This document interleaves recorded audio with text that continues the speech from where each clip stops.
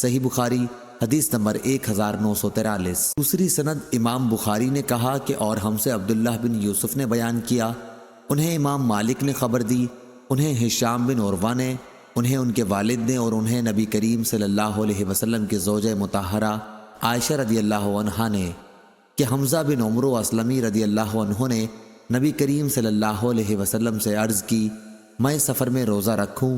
وہ روزے بکثرت رکھا کرتے تھے۔ حضرت صلی اللہ علیہ وسلم نے فرمایا کہ اگر جی چاہے تو روزہ رکھ اور جی چاہے افطار کر۔ صحیح بخاری حدیث نمبر 1944۔ امام مالک نے خبر دی، انہیں ابن شہاب نے، انہیں عبید اللہ بن عبداللہ بن عتبہ نے، اور انہیں ابن عباس رضی اللہ عنہ نے کہ نبی کریم صلی اللہ علیہ وسلم فتح مکہ کے موقع پر مکے کی طرف رمضان میں چلے تو آپ صلی اللہ علیہ وسلم روزے سے تھے، لیکن جب قدید پہنچے تو روزہ رکھنا چھوڑ دیا، اور صحابہ نے بھی آپ کو دیکھ کر روزہ چھوڑ دیا۔ ابو عبداللہ امام بخاری رحمہ اللہ نے کہا کہ عصفان اور قدید کے درمیان قدید ایک تالاب ہے۔ صحیح بخاری حدیث نمبر 1945۔ ام درداء رضی اللہ عنہا نے بیان کیا کہ ابو درداء نے کہا کہ ہم نبی کریم صلی اللہ علیہ وسلم کے ساتھ ایک سفر کر رہے تھے، دن انتہائی گرم تھا، گرمی کا یہ عالم کہ گرمی کی سختی سے لوگ اپنے سروں کو پکڑ لیتے تھے۔ نبی کریم صلی اللہ علیہ وسلم اور ابن رواحہ رضی اللہ عنہ کے سوا اور کوئی شخص روزے سے نہیں تھا۔ صحیح بخاری حدیث نمبر 1946۔ محمد بن عبد الرحمن انصاری نے بیان کیا، کہا کہ میں نے محمد بن عمرو بن حسن بن علی رضی اللہ عنہ سے سنا، اور انہوں نے جابر بن عبداللہ رضی اللہ عنہ سے کہ رسول اللہ صلی اللہ علیہ وسلم ایک سفر غزوہ فتح میں تھے۔ آپ صلی اللہ علیہ وسلم نے دیکھا کہ ایک شخص پر لوگوں نے سایہ کر رکھا ہے۔ آپ صلی اللہ علیہ وسلم نے دریافت فرمایا کہ کیا بات ہے؟ لوگوں نے کہا کہ ایک روزے دار ہے۔ آپ صلی اللہ علیہ وسلم نے فرمایا کہ سفر میں روزہ رکھنا کچھ اچھا کام نہیں ہے۔ صحیح بخاری حدیث نمبر 1947۔ عبداللہ بن مسلمہ نے بیان کیا، کہا ہم سے امام مالک نے، ان سے حمید طویل نے، اور ان سے انس بن مالک رضی اللہ عنہ نے کہ ہم نبی کریم صلی اللہ علیہ وسلم کے ساتھ رمضان میں سفر کیا کرتے تھے۔ سفر میں بہت سے روزے سے ہوتے اور بہت سے بے روزہ ہوتے، لیکن روزے دار بے روزے دار پر اور بے روزے دار روزے دار پر کسی قسم کی عیب جوئی نہیں کیا کرتے تھے۔ صحیح بخاری حدیث نمبر 1948۔ موسیٰ بن اسماعیل نے بیان کیا، انہوں نے کہا ہم سے ابو ایوانہ نے، ان سے منصور نے، ان سے مجاہد نے، ان سے طاؤس نے، اور ان سے حضرت عبداللہ بن عباس رضی اللہ عنہ نے کہ رسول اللہ صلی اللہ علیہ وسلم نے غزوہ فتح میں مدینے سے مکے کے لیے سفر شروع کیا تو آپ صلی اللہ علیہ وسلم روزے سے تھے۔ جب آپ صلی اللہ علیہ وسلم عصفان پہنچے تو پانی منگوایا اور اسے اپنے ہاتھ سے منہ تک اٹھایا تاکہ لوگ دیکھ لیں۔ پھر آپ صلی اللہ علیہ وسلم نے روزہ چھوڑ دیا یہاں تک کہ مکہ پہنچے۔ ابن عباس رضی اللہ عنہ کہا کرتے تھے کہ رسول اللہ صلی اللہ علیہ وسلم نے سفر میں روزہ رکھا بھی اور نہیں بھی رکھا، اس لیے جس کا جی چاہے روزہ رکھے اور جس کا جی چاہے نہ رکھے۔ صحیح بخاری حدیث نمبر 1949۔ عبید اللہ نے بیان کیا، ان سے نافع نے کہ حضرت عبداللہ بن عمر رضی اللہ عنہ نے آیت مذکورہ بالا فدیۃ طعام و مساکین پڑھی اور فرمایا یہ منسوخ ہے۔ صحیح بخاری حدیث نمبر 1950۔ ابو سلمہ نے بیان کیا کہ میں نے عائشہ رضی اللہ عنہا سے سنا، وہ فرماتی کہ رمضان کا روزہ مجھ سے چھوٹ جاتا، شعبان سے پہلے اس کی قضا کی توفیق نہ ہوتی۔ چاہیہ نے کہا کہ یہ نبی کریم صلی اللہ علیہ وسلم کی خدمت میں مشغول رہنے کی وجہ سے تھا۔ صحیح بخاری حدیث نمبر 1951۔ زید بن اسلم نے بیان کیا، ان سے عیاض نے اور ان سے ابو سعید رضی اللہ عنہ نے بیان کیا کہ رسول اللہ صلی اللہ علیہ وسلم نے فرمایا، کیا جب عورت حائضہ ہوتی ہے تو نماز اور روزے نہیں چھوڑ دیتی؟ یہی اس کے دین کا نقصان ہے۔ صحیح بخاری حدیث نمبر 1952۔ نے بیان کیا اور ان سے عائشہ رضی اللہ عنہا نے کہ رسول اللہ صلی اللہ علیہ وسلم نے فرمایا، اگر کوئی شخص مر جائے اور اس کے ذمے روزے واجب ہوں تو اس کا ولی اس کی طرف سے روزے رکھ دے۔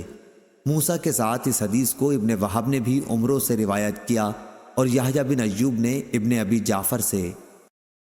صحیح بخاری حدیث نمبر 1953۔ زائدہ نے بیان کیا، ان سے اعمش نے، ان سے مسلم بطین نے، ان سے سعید بن جبیر نے اور ان سے ابن عباس رضی اللہ عنہ نے کہ ایک شخص رسول اللہ صلی اللہ علیہ وسلم کی خدمت میں حاضر ہوا اور عرض کی، یا رسول اللہ صلی اللہ علیہ وسلم، میری ماں کا انتقال ہو گیا اور ان کے ذمے 1 مہینے کے روزے باقی رہ گئے تھے، کیا میں ان کی طرف سے قضا رکھ سکتا ہوں؟ آپ صلی اللہ علیہ وسلم نے فرمایا کہ ہاں ضرور، اللہ تعالیٰ کا قرض اس بات کا زیادہ مستحق ہے کہ اسے ادا کر دیا جائے۔ سلیمان اعمش نے بیان کیا کہ حکم اور سلمہ نے کہا، جب مسلم بطین نے یہ حدیث بیان کی تو ہم سب وہیں بیٹھے ہوئے تھے۔ ان دونوں حضرات نے فرمایا کہ ہم نے مجاہد سے بھی سنا تھا کہ وہ یہ حدیث ابن عباس رضی اللہ عنہ سے بیان کرتے تھے۔ صحیح بخاری حدیث نمبر 1954۔ شام بن عروہ نے بیان کیا، کہا کہ میں نے اپنے باپ سے سنا، انہوں نے فرمایا کہ میں نے عاصم بن عمر بن خطاب سے سنا، ان سے ان کے باپ حضرت عمر رضی اللہ عنہ نے بیان کیا کہ رسول اللہ صلی اللہ علیہ وسلم نے فرمایا، جب رات اس طرف مشرق سے آئے اور دن ادھر مغرب میں چلا جائے کہ سورج ڈوب جائے تو روزے کے افطار کا وقت آ گیا۔ صحیح بخاری حدیث نمبر 1955۔ عبداللہ بن ابی اوفی رضی اللہ عنہ نے بیان کیا کہ ہم رسول اللہ صلی اللہ علیہ وسلم کے ساتھ غزوہ فتح جو رمضان میں ہوا سفر میں تھے اور حضرت صلی اللہ علیہ وسلم روزے سے تھے۔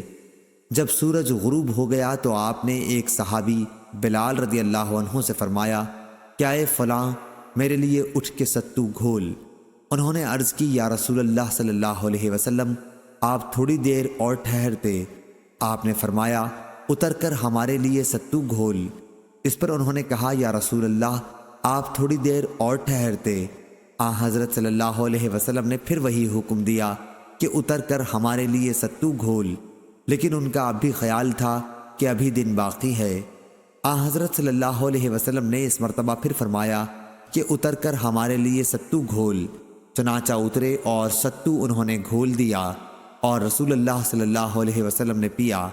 پھر فرمایا کہ جب تم یہ دیکھ لو کہ رات اس مشرق کی طرف سے آ گئی تو روزے دار کو افطار کر لینا چاہیے۔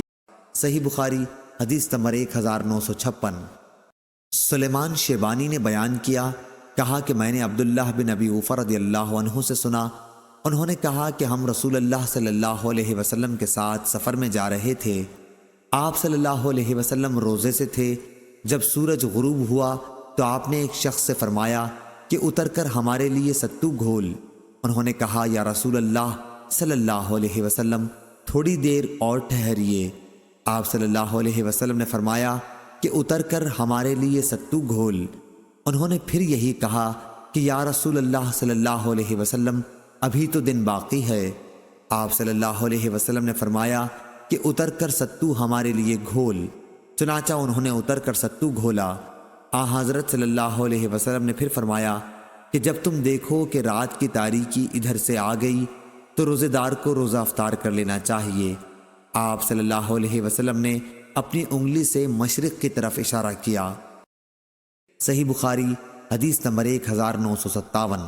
امام مالک نے خبر دی، انہیں ابو حازم سلمہ بن دینار نے، انہیں سہل بن سعد رضی اللہ عنہ نے کہ رسول اللہ صلی اللہ علیہ وسلم نے فرمایا، میری امت کے لوگوں میں اس وقت تک خیر باقی رہے گی جب تک وہ افطار میں جلدی کرتے رہیں گے۔ صحیح بخاری حدیث نمبر 1958۔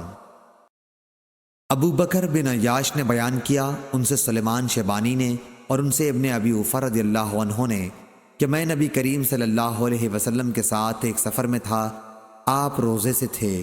جب شام ہوئی تو آپ صلی اللہ علیہ وسلم نے ایک شخص سے فرمایا کہ اونٹ سے اتر کر میرے لیے ستو گھول۔ اس نے کہا، حضور اگر شام ہونے کا کچھ اور انتظار فرمائیں تو بہتر ہو۔ آپ صلی اللہ علیہ وسلم نے فرمایا، اتر کر میرے لیے ستو گھول، وقت ہو گیا ہے۔